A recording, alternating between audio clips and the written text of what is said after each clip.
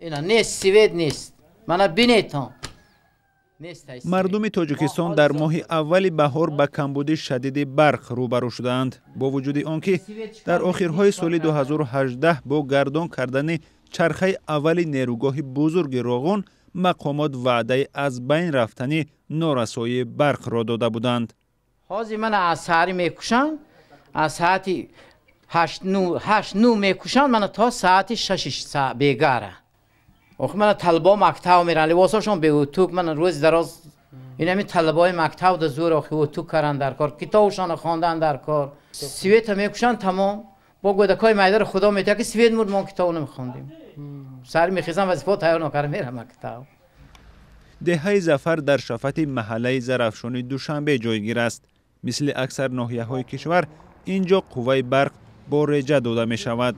در یک شبانه روز 6 ساعت ساکنان امکان دارند برق را استفاده کنند. خیلی مثال ما زنای خونشین مثال برای کودک مایده داریم و در کار همین چیز برای قین در سلام کودک مایده در تاریکی نمیتونه ایستاده، یگان وقتی میشه یگان کاری سراسیمت داری در تاریکی نمیشه مونده کن. در کار یک سوید برای خود زنک خونشین مثال یگان کاری سراسیمت پس این سوید در کار این یک پروفیلاکتیک که میگه که تعمیر همون ناقل ها است یا که یگان حالت های تمدمیدال خاموش میکنه.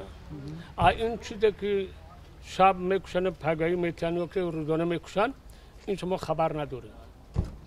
کدام سبب ها باشد این شما خبریم. لیمیت بر هم خوردگی است. لیمیت در وای نیست است.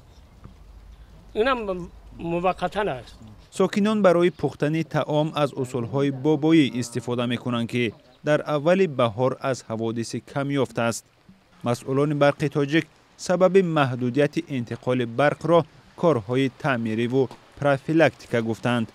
در آن محله هایی که با این بهانه برقشان را خاموش کرده بودند، کارمندان شرکت برق تاجیک مشاهده نشدند.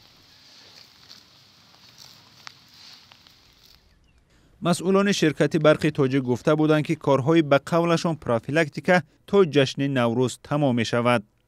یک مسئول اداره برق ناحیه رودکی بر رادیوی آزادی گفت تا حال سفارش پرره تامین کردن برق را از رهبریت نگرفتند. با گذشت چند روز از نوروز نه تنها در ناحیه ها در بعض کوچه های پایتخت هم روزانه برق خاموش شده، گاه باعث از کار ماندن چراغک های راه می شود. شادمان یتیم، علیشیر ظریفی، آزادی، دوشنبه.